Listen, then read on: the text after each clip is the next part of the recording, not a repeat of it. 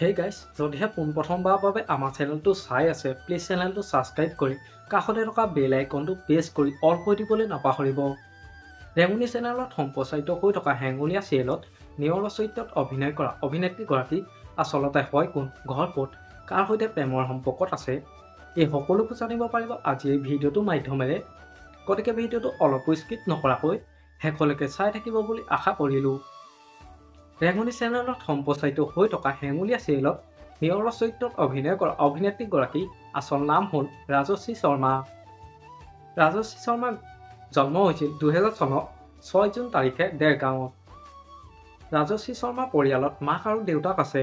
তেওঁৰ মাকৰ নাম হৈছে অঞ্জলি দেৱী আৰু দেউতাকৰ নাম হৈছে অচ্যুত শৰ্মা। ৰাজশ্ৰী শইকীয়াই MA কমপ্লিট কৰিছে। ৰাজশ্ৰী শইকীয়াই পূৰ্বে ভ্ৰাম্যমাণ জগতত জড়িত আছিল। বৰ্তমান ৰাজশ্ৰী শইকীয়াই হেঙুলীয়া ধাৰাবাহিকখনত নিয়ৰ চৰিত্ৰত অভিনয় কৰি দৰ্শকৰ মন জয় কৰিবলৈ সক্ষম হৈছে।